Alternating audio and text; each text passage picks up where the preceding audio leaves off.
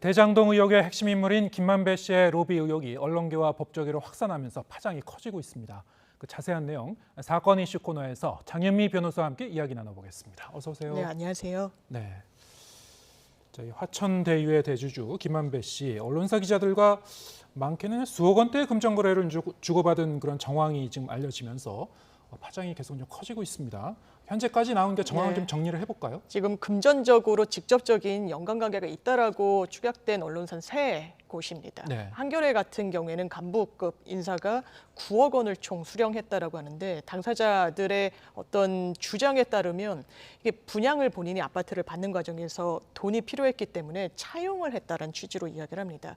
그리고 처음에는 수표로 6억 원 정도를 수령했다라고 했지만 추가 3억 원 정도를 또 수표로 받았다는 내역이 확인돼서 해고 조치가 됐고요. 뭐 그 후폭풍이 언론사로서는 상당했기 때문에 뭐 사장, 편집국장이 다 이제 직에서 내려온 그런 상황인데 이 부분과 관련해서는 그렇다면 과연 차용 관계가 맞는지 기본적으로 금전 소비 대책 계약 이렇게 대여를 한다면 이자 명목으로 어느 정도 금전이 또 추가적으로 이어지기 마련인데 그런 흐름이 과연 있는 것인지 검찰로서는 들여다볼 것 같고요. 또 중앙일보 논설위원 같은 경우에는 2018년도에 김만배 씨로부터 8천만 원을 빌렸다가 9천을 돌려받았는데 나머지 1,000은 그 이자 명목이었다 이렇게 해명을 했는데 사실 김만배 씨가 상당히 돈을 기자들한테 뿌리던 시점 아닙니까? 그래서 기자로부터 차용을 했다는 그 주장 자체의 신빙성 여부 당연히 수사할 수밖에 없어 보이고 또 추가로 1억을 받았다는 사실이 드러나면서 회사에선 사표가 수리된 그런 상황입니다. 한국일보 기자 같은 경우에는 1억 원의 금전 거래가 확인됐는데 본인도 어쨌든 부동산을 매입하는 과정에서 급전이 필요해서 했고 이자도 지급을 했다라고 이야기하는데 거기에 부합하는 금전 거래가 실제로 있는지가 관건이라고 하겠습니다. 네, 본인들은 뭐 돈을 빌리는 명목으로 한 것이다라고 이제 해명을 한다고 하더라도 이게 참 이게 믿기지 않는 일들인데요. 그렇습니다. 이게 아무리 이제 김만배 씨가 전직 기자라고 하더라도 뭐 동료와 이렇게 동거래하는 정도로 생각할 만한 그런 그 액수는 분명히 아닌 것 같은데요. 그렇죠. 게다가 언론이 자본과 권력을 그냥 감시해야 되는 그런 그 언론인데. 이렇게 업자와 수상한 동거래를 했다. 자, 이거를 이제 우리가 어떻게 해석할 것인가? 일단 이제 법적으로도 따져봐야 되겠죠. 그렇습니다. 네. 그렇다면 이게 본인들이 말하는 정말 차용 관계였는지 그런데 그렇지 않다라는 사실 근거들이 검찰에 의해서 입수가 된 것 같습니다. 이른바 정영학 녹취록 이런 걸 보면요. 김만배 씨가 이렇게 이야기를 했다라는 이야기까지 나옵니다.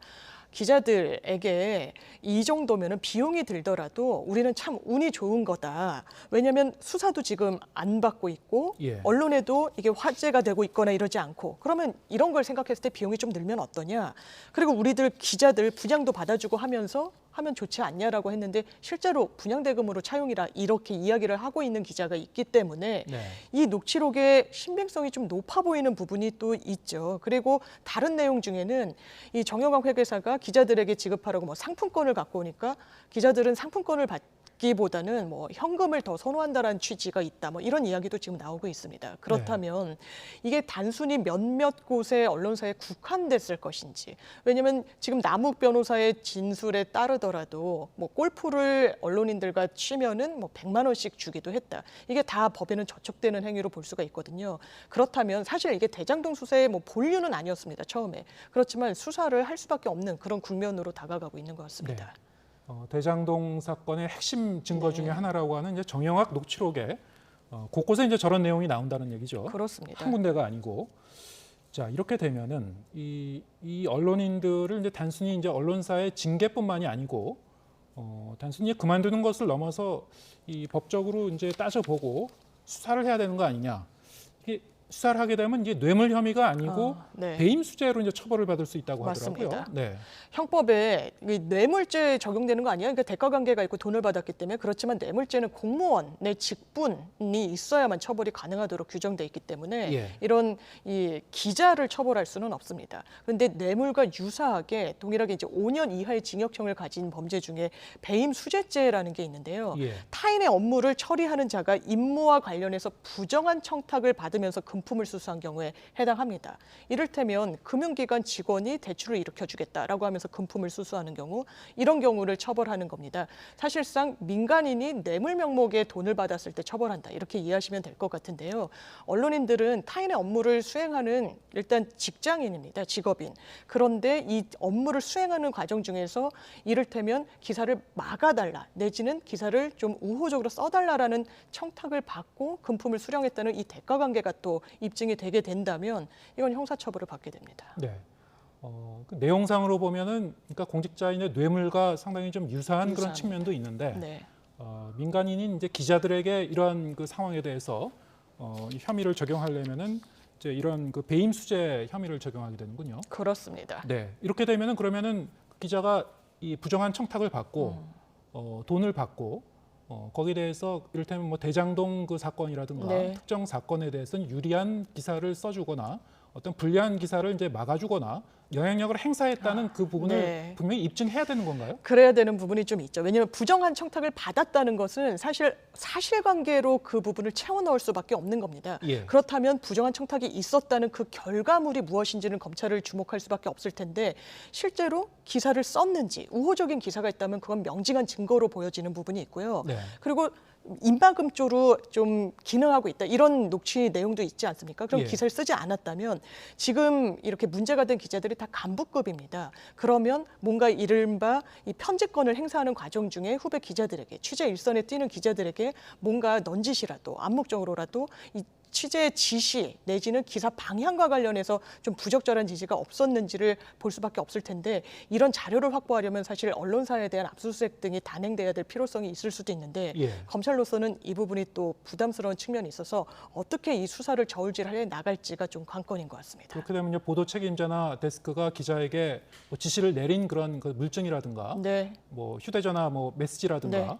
뭐 이런 것까지 다 이제 확보를 해야 된다는 얘기가 되는군요. 아무래도 공소 유지를 위해서는 좀 예. 명백한 근거, 이런 좀 구체적인 정황이 확보 필요해 보입니다. 예, 앞으로 이제 상황은 좀 더 지켜봐야 될 것 같고요.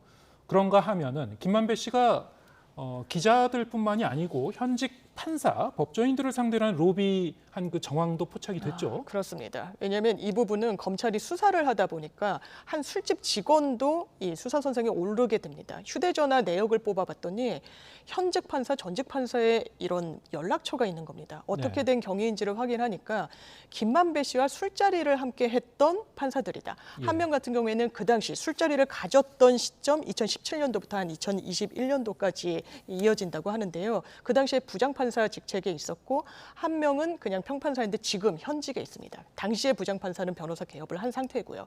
그래서 술자리 청탁을 받은 것은 아닌지, 술자리 그리고 값을 내줬다는 것도 상당히 부적절한 부분이 있는 겁니다. 금품수수 김영란법 위반의 혐의가 있기 때문에요. 이것과 관련해서 현직 그 판사 직책에 있는 사람 같은 경우에는 나는 중간에 불러서 누가 있는지 자리인지도 잘 모른 채로 갔었고 술값 결제를 누가 했는지도 정확히 알지 못한다라고 했는데 술집 직원에 따르면 다른 아마 이 판사 출신 변호사 같은 경우에는 뭐 다른 손님들을 데리고 오고 김만배 씨가 동석하지 않은 자리라도 술값을 뭐 걸고 갔다, 뭐 이런 진술까지 지금 나오고 있어서 이 부분에 대해서도 아마 수사가 좀 본격화될지 여부를 좀 지켜봐야 될 것 같습니다. 알겠습니다. 다음 주제로 넘어가 보겠습니다. 오늘 오후에 이제 속보가 있었죠. 네. 태국에서 이제 붙잡혔다는 김성태 전 쌍방울그룹 회장, 도피 8개월 만에 이제 태국에서 이제 체포가 됐었는데 당초에는 국내로 이제 송환되려면 한 몇 개월 이상 걸릴 수도 네. 있다, 이런 예상이 있었습니다만 예상보다 좀 빨리 귀국을 할 것 같습니다.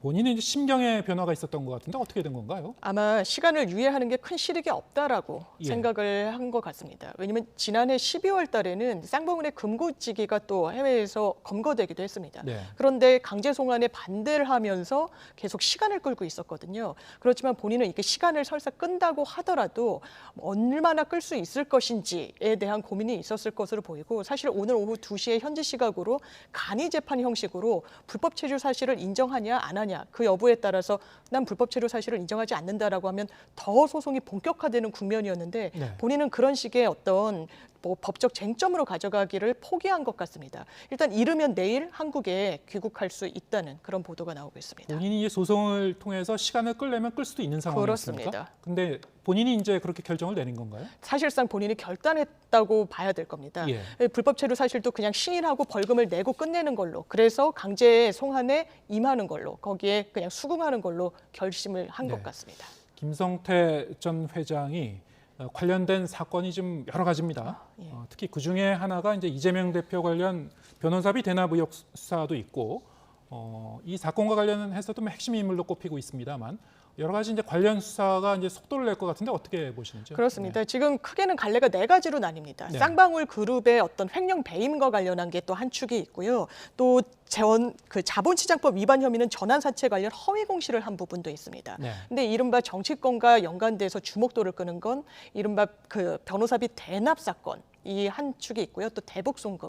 우리나라 돈으로 한 72억 원 정도를 중국을 경유해서 북한으로 가는 데 있어서 정치권의 입김 같은 게 혹시 관여된 바가 없는가 검찰이 들여다보고 있습니다. 가장 큰 관심을 모으는 변호사비 대납 사건과 관련해서는 지금까지 사실상 수사가 답보 상태였습니다. 한 23억 원 정도가 들어야 되는 수임료를 실제로는 이재명 대표가 한 2억에서 3억 원 사이에 돈을 지급하고 나머지는 전환사채를 발행해서 변호사들에게 지급했다라는 것인데 네. 그럼 실제 지급을 언제 했는지 지급 여부조차 사실상 구멍으로 수사에는 남아 있었기 때문에 이 부분을 그 당시에 이 회사를 이끌었던 김성태 전 회장의 진술로서 좀 메우려고 할 것으로 보입니다. 네. 김성태 전 회장 그 자체가 사실은 일반적인 이제 재벌 그룹의 네. 회장치고는 뭐 전 회장이긴 합니다만 이렇게 많은 형사 사건과 연루돼 있다는 게 참 놀랍긴 한데 네. 뭐 그 이력도 상당히 좀 흥미로운 부분도 있긴 있죠. 네. 그와는 별도로 앞으로 이제 이런 사건이 관련된 다른 인물과 이제 이 연결을 지어서 어떻게 네. 수사가 진행될지 내용도 상당히 좀 복잡하긴 한 것 같습니다. 예, 상당히 네. 복잡하고 전환사채라는 게 상당히 좀 법리적으로도 입증해내고 이런 부분이 검찰로서는 좀 부담일 수도 있고 예. 사실상 지금 뭐 대여, 불법 대여 등으로도 정가가 상당히 많습니다. 일반 기업인과는 좀 다른 부분이 있기 때문에 수사는 전방위적으로 이루어질 것 같습니다. 예, 알겠습니다. 장윤미 변호사와 함께했습니다. 고맙습니다. 네, 감사합니다.